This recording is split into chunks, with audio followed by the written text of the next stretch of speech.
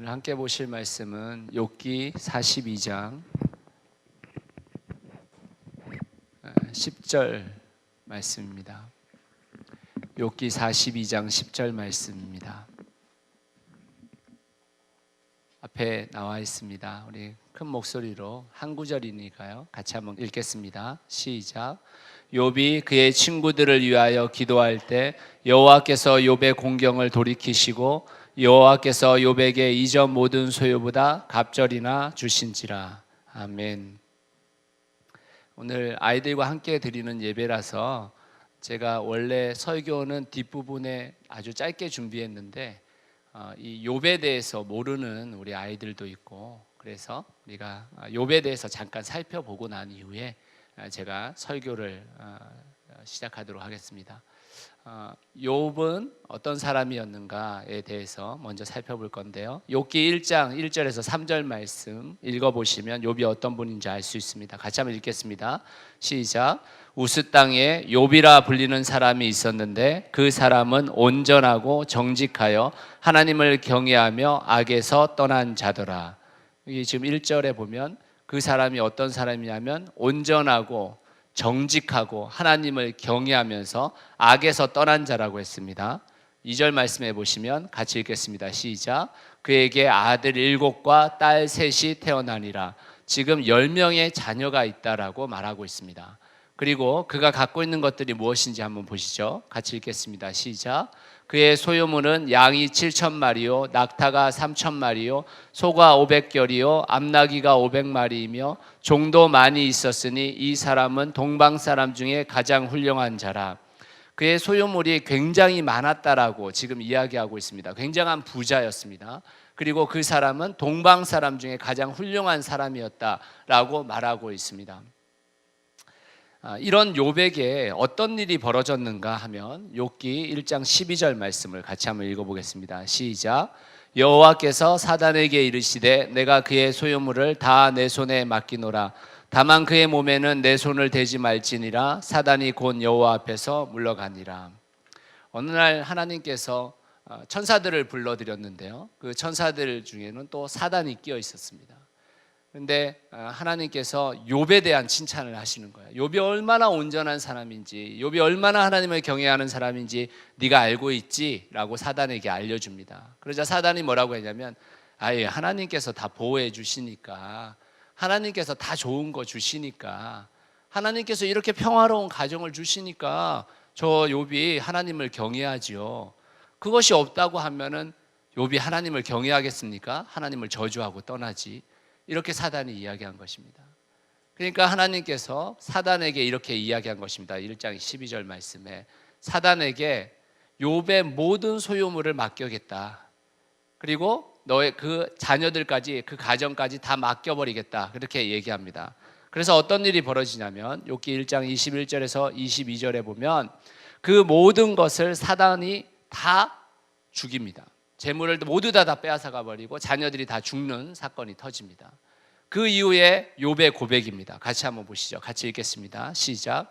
이르되 내가 모태에서 알몸으로 나왔은즉 또한 알몸이 그리로 돌아갈지니라. 주신 이도 여호와시요 거두신 이도 여호와이시니 여호와의 이름이 찬송을 받을지어다 하고, 이 모든 일에 욥이 범죄하지 아니하고 하나님을 향하여 원망하지 아니하니라. 욥이 사단이 모든 것을 빼앗아 갔음에도 불구하고 그가 고백하기를 주신 이도 하나님이시요, 그러니까 가져가시는 분이도 하나님이시니까 나는 괜찮다. 그리고 나서 욥이 범죄하지 아니하였다, 하나님께 원망하지 아니하였다라고 말했습니다. 이 사건 이후에 사단이 다시 하나님께 올라가는데 하나님께서 봤지, 욥에게서 그 모든 재물과 자녀들, 가정을 다 파괴시켰음에도 불구하고 욥이 나를 섬기고 원망하지 않는 걸 봤지?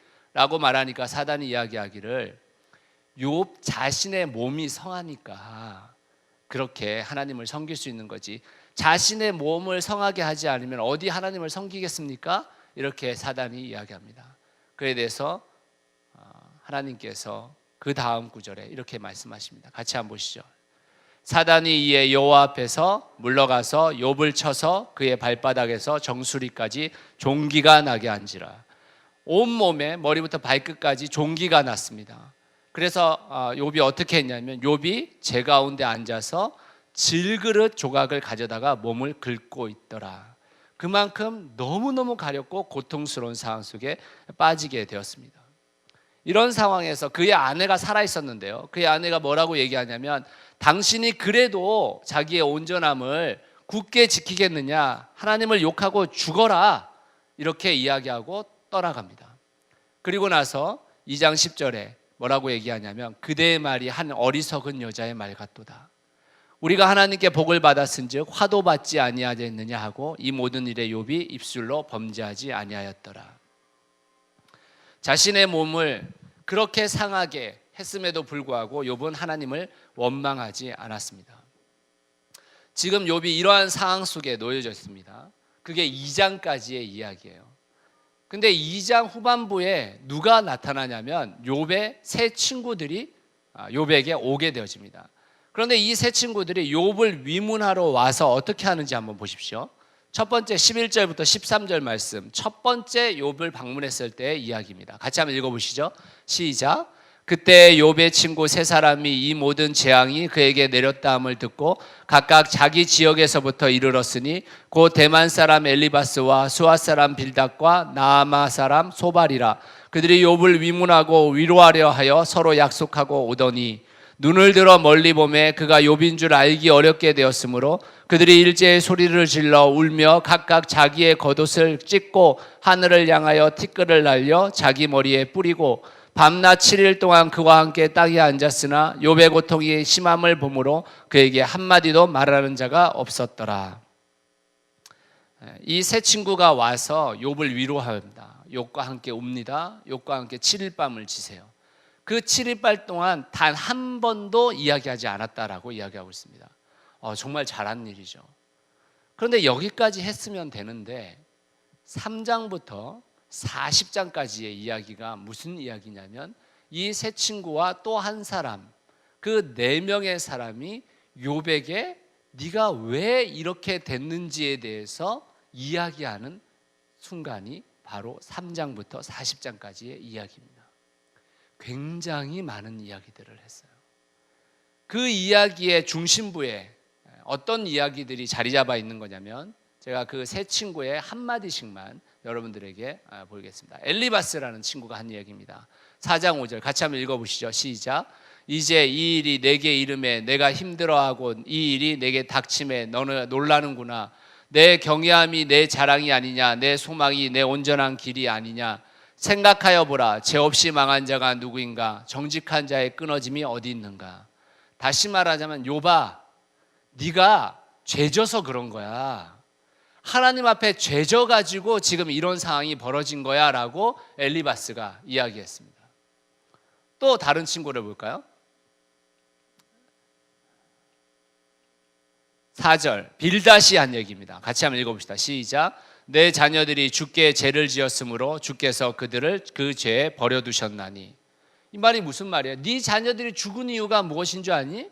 죄 때문인 거야. 네가 죄져가지고 하나님이 저주해서 지금 너의 자녀가 죽은 거야 라고 빌닷이 이야기했다는 것입니다. 11장 소발이라는 친구가 한 얘기입니다. 같이 한번 읽어봅시다. 시작. 만일 내가 마음을 바로 정하고 주를 향하여 손을 들 때에 내 손에 제약이 있거든 멀리 버리라. 불의가 내 장막에 있지 못하게 하라. 엘리바스하고 똑같은 얘기를 한 거예요. 네 죄가 있어가지고 하나님께서 너희를 저주한 것이다. 이렇게 이야기한 것입니다. 아까도 말씀드렸듯이 3절부터 9절까지의 말씀은 3장부터 40장까지의 말씀은 이 이야기들의 반복입니다. 계속해서 반복되어지는 이야기입니다.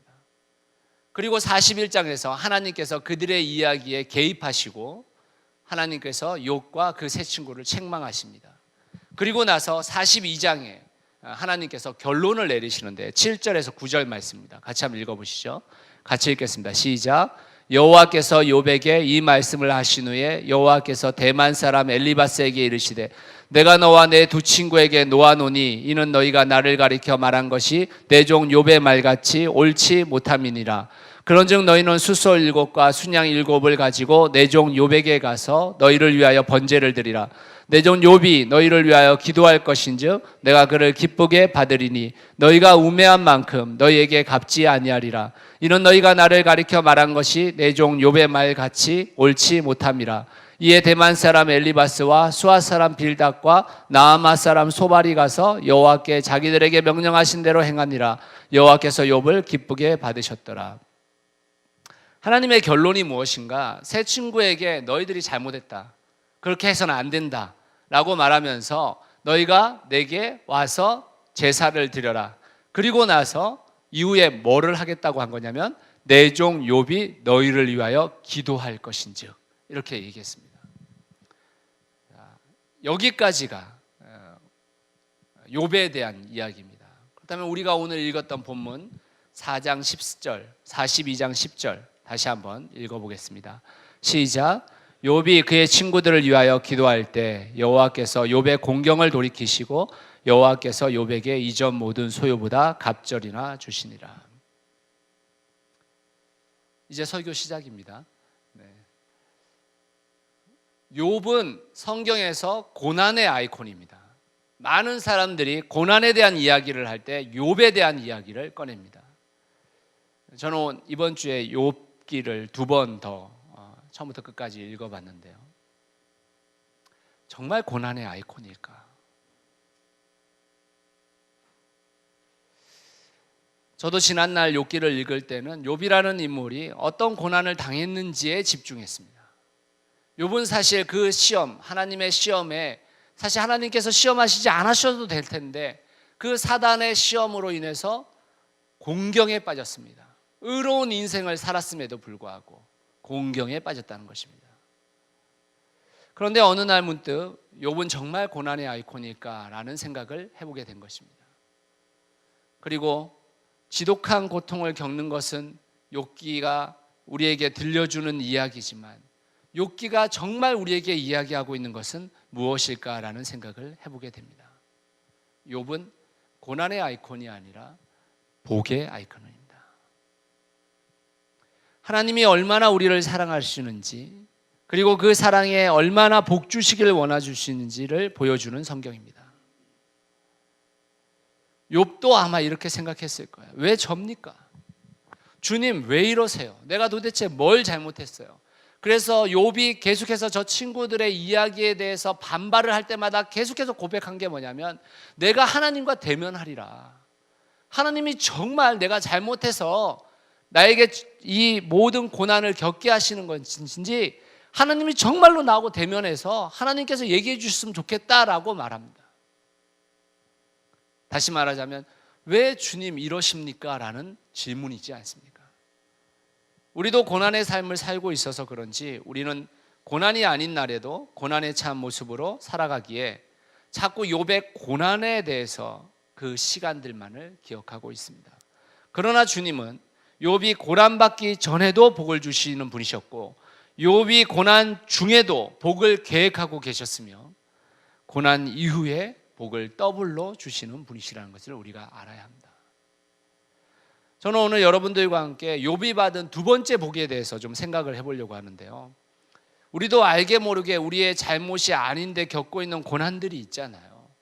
근데 그 고난이 우리에게 다가왔었을 때 그 고난을 이겨낼 수 있는 것이 무엇인가?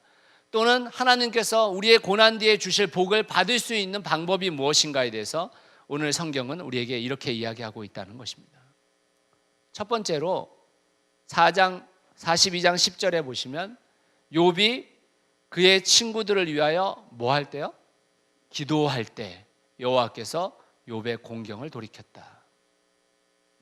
상대방을 위한 기도가 하나님의 복을 시작하게 만들었다 이 말인 것입니다. 우리의 고난은 육체적 고난도 있고 정신적 고난도 있고 영적인 고난도 있잖아요.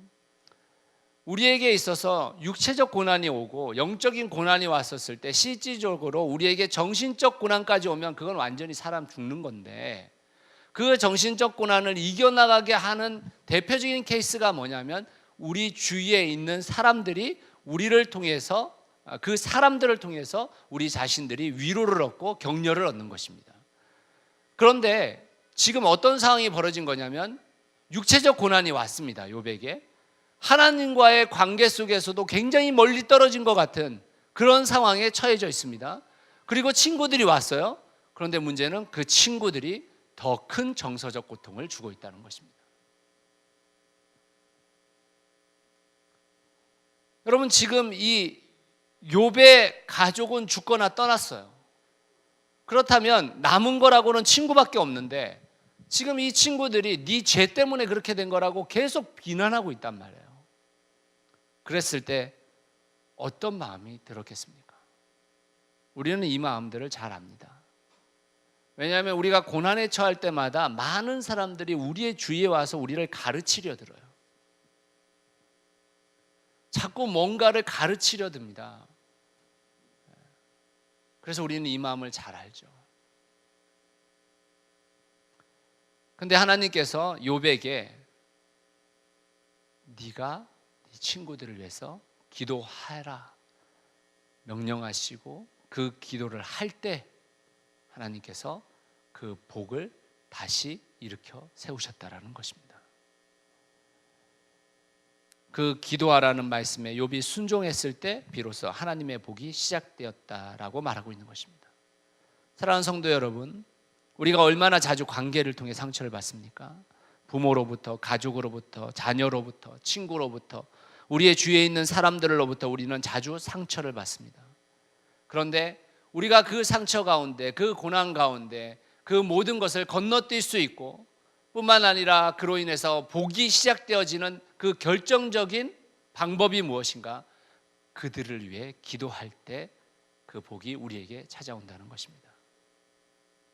오늘 여러분들의 삶 가운데서 그런 분들이 있다면 그런 분들을 위해서 기도할 수 있는 여러분이 되시기를 간절히 소원합니다. 두 번째로, 상대방을 위한 무엇이 있었기에 하나님의 복이 시작됐을까? 이 기도라는 용어를 이 자리에다가 빼고 여러분들이 저 자리에다가 이 욥의 상황 속에서 친구들을 생각했을 때 어떤 단어가 들어갈 수 있다고 생각하십니까? 욥이 그의 친구들을 위하여 기도할 때, 욥이 그의 친구들을 위하여 뭐 할 때라고 할 때 뭐가 들어갈 수 있을 것 같으세요?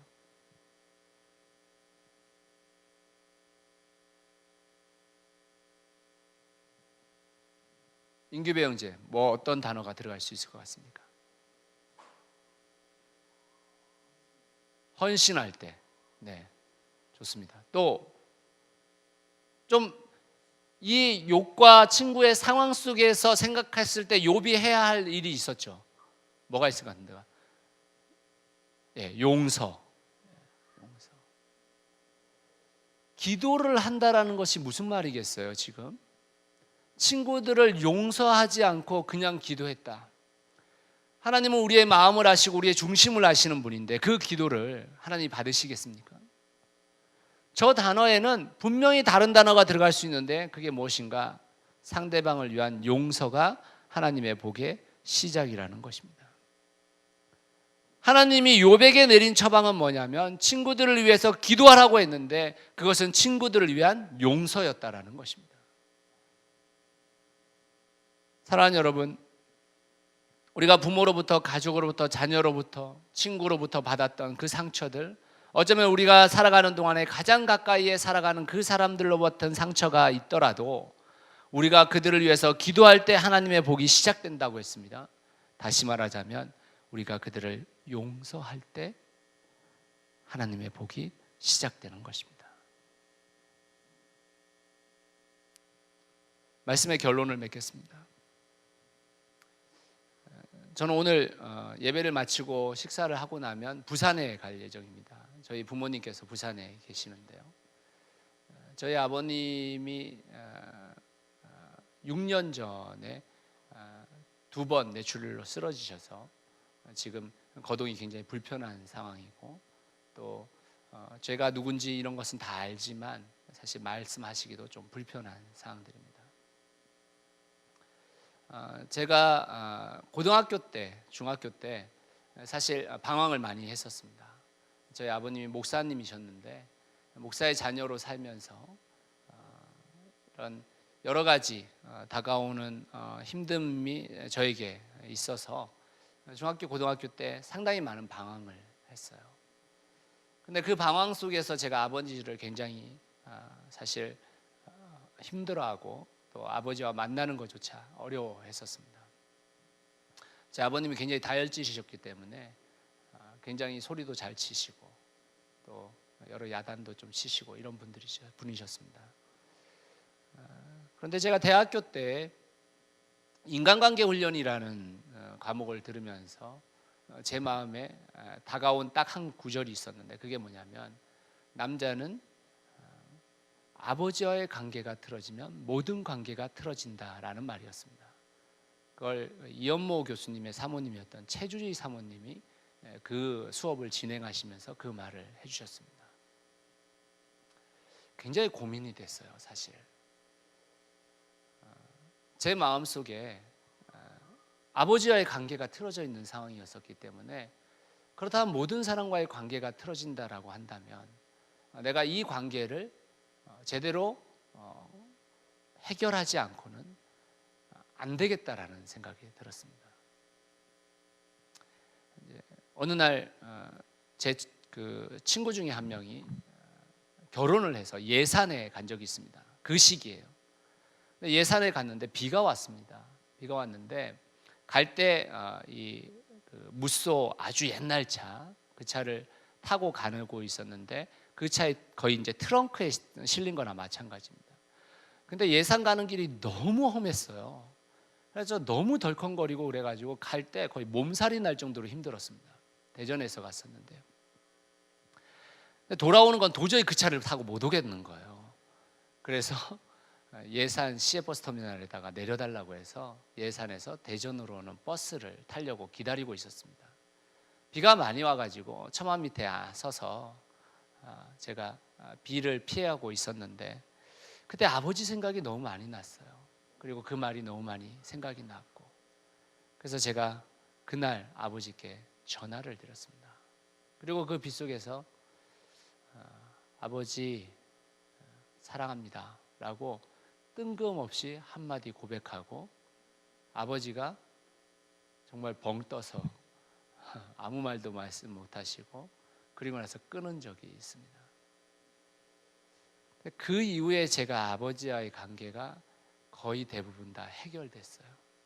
그리고 그 아버지와 만날 때마다 좋은 관계 속에서 좀 살아가게 됐었는데, 그런데 그럼에도 불구하고 제 아버지가 은퇴를 하시고 또 7년 전, 6년 전에 쓰러지시고 나서 제가 잘 찾아뵙지 못하고 있는 상황입니다.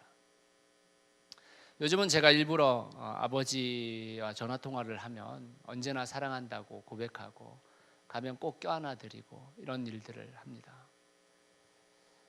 우리의 삶 가운데서 관계의 단절이라는 것은 우리의 삶을 굉장히 피폐하게 만듭니다.